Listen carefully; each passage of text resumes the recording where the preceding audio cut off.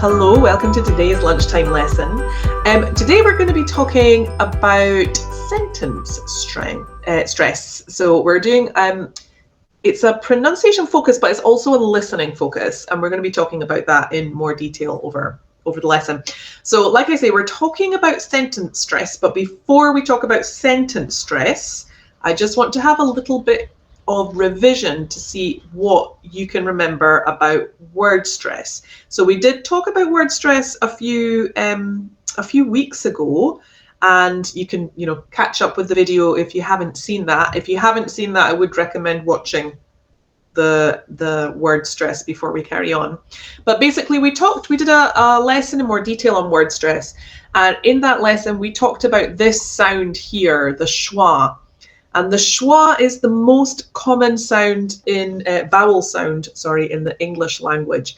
And it's a really important sound that you need to be able to produce, both for individual words and also, as we're going to see today, for longer sentences as well. So when we talked about the schwa, I explained that the schwa is always on the unstressed syllable. Yeah.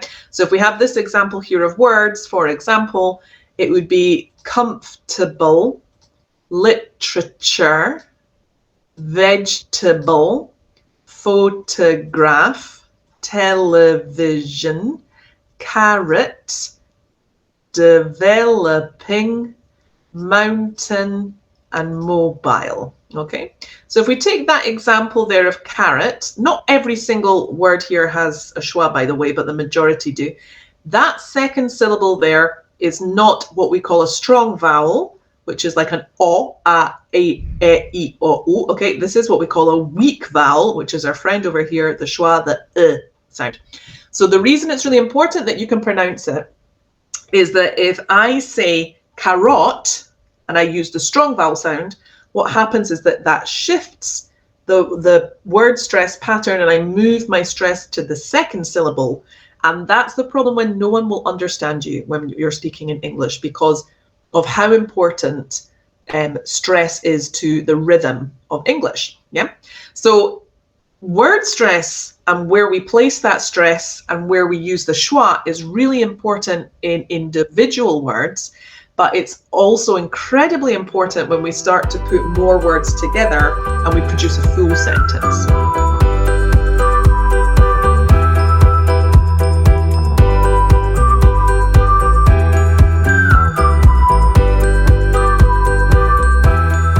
I've got an example here to demonstrate what I mean by sentence stress. So here I have a question. Yeah, have you tried listening to music to help you sleep?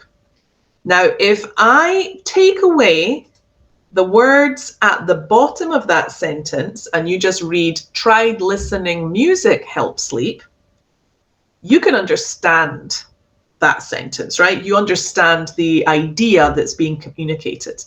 But if we do it the other way around, and I take away the top words and we only think of the bottom words, have you to you, I think you'll agree that there's no meaning in that sentence and we can't understand any information.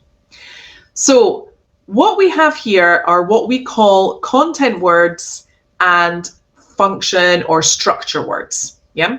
And sorry, I'm going to go back here just a little second to demonstrate this again. And basically the rhythm of English is really important to how we pronounce, but also even our intonation. It's going to affect all of that. And the way that we produce that rhythm is because we will emphasize certain words which are important to communicate our meaning, and we'll sacrifice the function or the structure words in order to promote those. So, for example, I will not say, I will not emphasize these words here, have and you, because they're not important to communicate my meaning, whereas this verb here, tried, is really important for you to understand what I want to say. So if I say this sentence slowly, it would sound like this, right? Have you tried listening to music to help you sleep? And you hear every word and you hear every vowel sound. But that's not a realistic way of how people actually speak quickly and fluently in English, because if I say that sentence quickly, it's going to sound like this. Have you tried listening to music to help you sleep? Okay, which sounds very different to have you tried listening to music to help you sleep? Yeah. And this is a big problem that people have when they are trying to understand people who are speaking in English. So it's really important that we're able to use this rhythm, not just for your communication, not just for your speaking, but especially for your listening. So if you remember the mantra, guys, the thing you have to remember, if you can produce a sound, you can hear a sound. Okay? So what did I do when I said that sentence quickly? Yeah? Have you tried listening to music to help you sleep? So I emphasized my content words, the ones we have at the top, but these structure words at the bottom, they got pushed together. Yeah? And maybe you'll notice that the sound of them changed. So here's me saying it slowly. Have you tried? Okay? Have you tried? If I say it quickly, have you tried? Have you tried? And hopefully you'll hear that the way that I am pronouncing these words here, okay, have you, when I say it quickly, the vowel sound is changing. It's not have you, it's have you. And in both of these examples, I am not using the strong vowel. I am using our friend, the schwa. Okay. Now, this is true for all of the other function words or structure words I've used under here. I don't say to, I say t. Yeah. And I don't say you, I say ya. So this rule that we learned with word stress about using the schwa on the unstressed syllable applies as well to sentence stress. We use the schwa on the words which are not emphasized, on our structure words. Okay. And being able to try and use this structure, this rhythm and this pronunciation is going to really improve your fluency in English, because it will have really positive effects on your intonation as well. And equally, like I said before, you're going to find it has a really, really positive effect on your listening skills as well.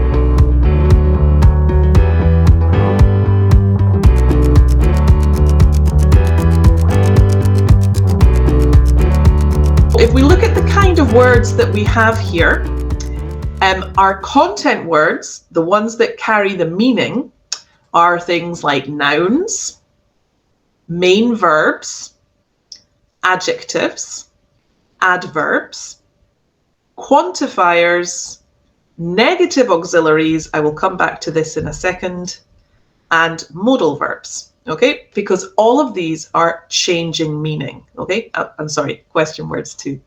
Now, if we look at our function words, these are things like prepositions, articles, auxiliary verbs, determiners, some conjunctions. Okay, so some more common ones like and or so. Other ones like despite, however, although, those would be over here in our content words because they're giving more information. And pronouns. Okay.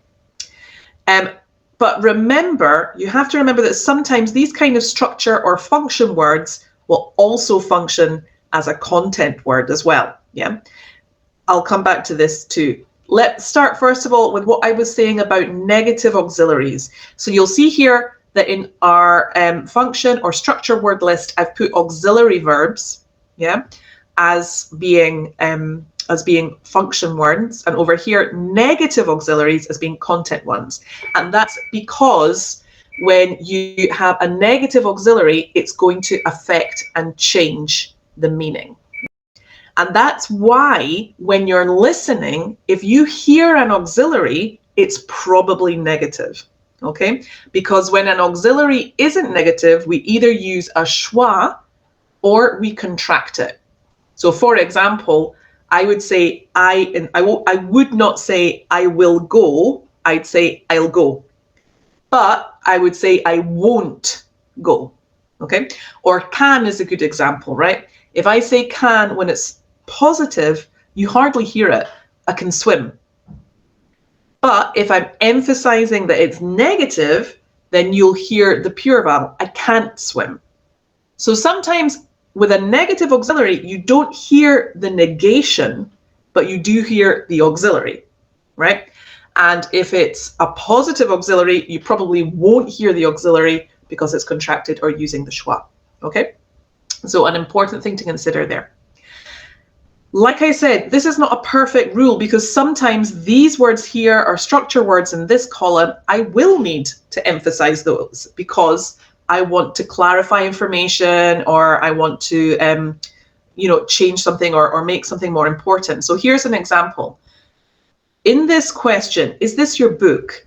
If I was asking about the book and I followed the rules, really the only word that I will emphasize in that sentence is the word book. But I might need to change that because I might want to know, is this your book? Because there are like various books on the table. Or I might say, is this your book instead of his book? Because I want to clarify information. So this is a general rule, yeah? There will be, of course, variations to it and things that change. Okay, so we're going to do some practice.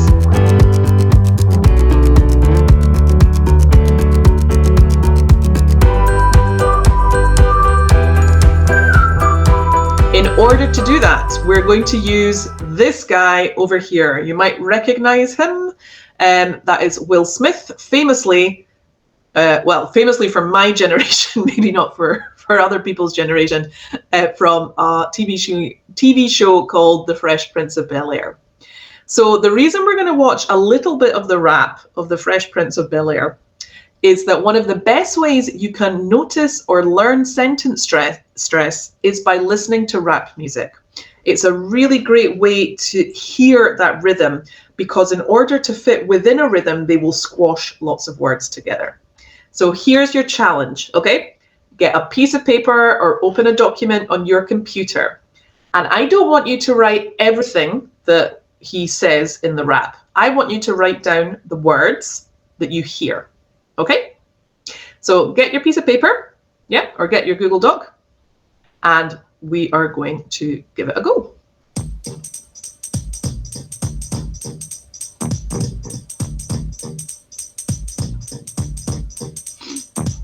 Now this is a story all about how my life got turned upside down, and I'd like to take a minute, just sit right there. I'll tell you how I became the prince of a town called Bel-Air.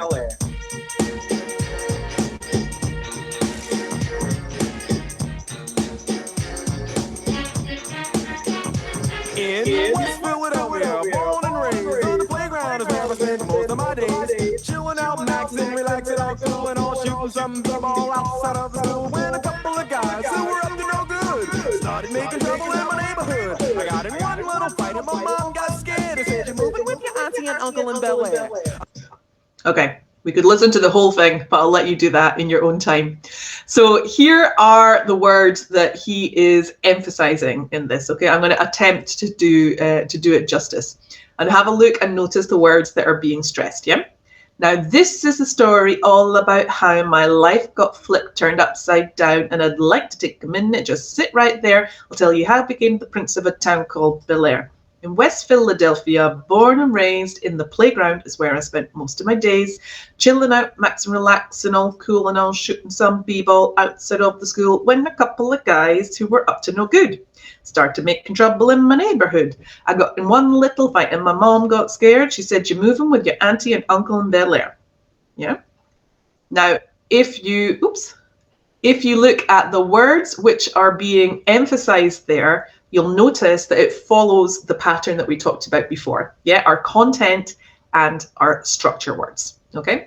And if you look at that sentence, which is the one with the most words in that are being emphasized, start to make trouble in my neighborhood. Yeah, we have verbs and nouns. Okay. So we're going to do a little bit of practice. Yeah. Here is a dialogue, okay, between some friends. What I want you to do is in that dialogue, identify the words that you think are emphasized, okay, based on what we talked about before. Which are the content words?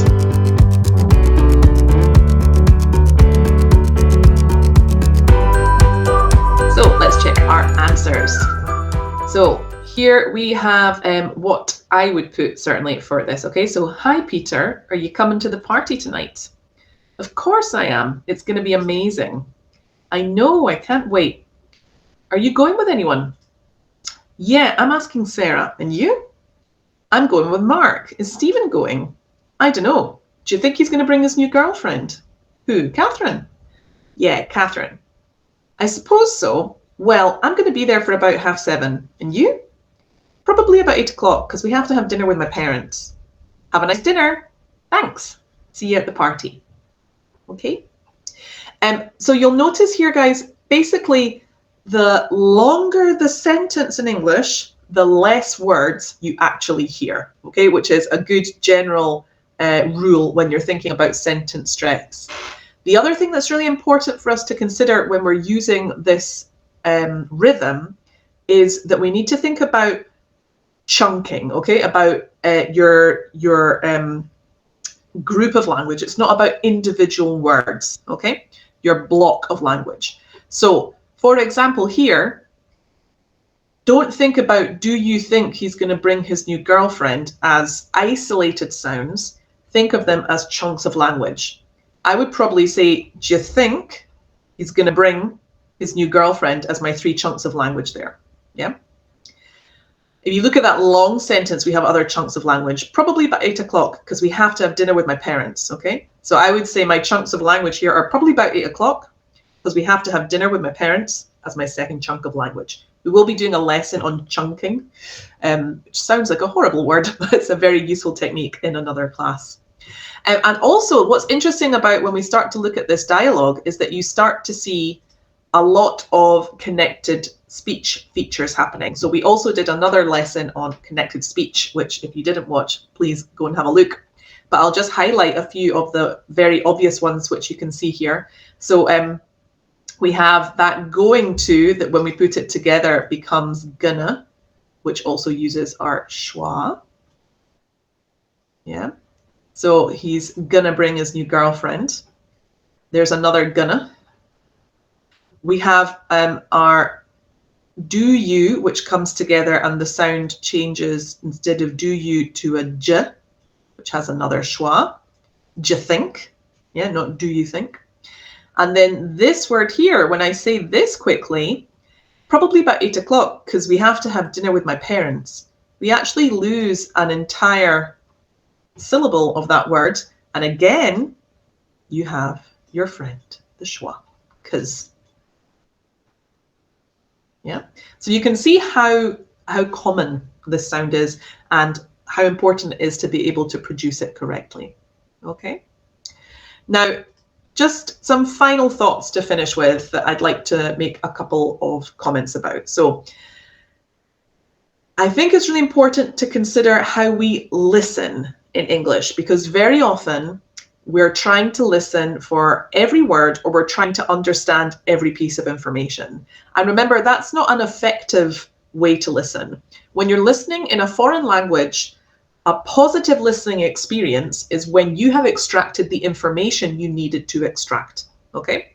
So that could be all of the words in a sentence, you know, if you were on a very proficient level, but it could also be something as simple as hearing the price of something you asked for, yeah? So I think it's important to change our perspective of what a good listening experience is. If you extract the information you need to, it's been a positive experience, and we don't have to understand every single word, okay? A lot of people think that they don't need to produce this rhythm, because if you speak slowly and you say, have you tried listening to music to help you sleep? That person will understand what you're saying. But remember, the problem here, it's not so much about you producing the sound, it's about you understanding the sound. So if you're able to use this rhythm, you're going to be able to understand people much better when they're speaking to you. Okay? So try and begin to bring this rhythm into your speaking, because you will notice really positive effects on your listening. And finally, the last thing I think it's important to consider about when you're listening is how important the context is and how important it is to understand what that context is as well. So when we listen, we quite often panic, and that panic leads us to not being logical and thinking logically about what people will say in a certain context. Very often, you can predict a lot of listening in real life situations because we have, certain formulas that we do when we have a conversation with someone. So always think about the context that you're listening in, yeah? And use those clues to help you work out the gaps that you're not very positive with. The first step to using this rhythm is just noticing it, guys, yeah? So if this is the first time you've ever heard about this, what I recommend doing is watching videos, listening to podcasts, and not thinking about what people are saying, but just seeing if you can hear the rhythm that's being produced, yeah?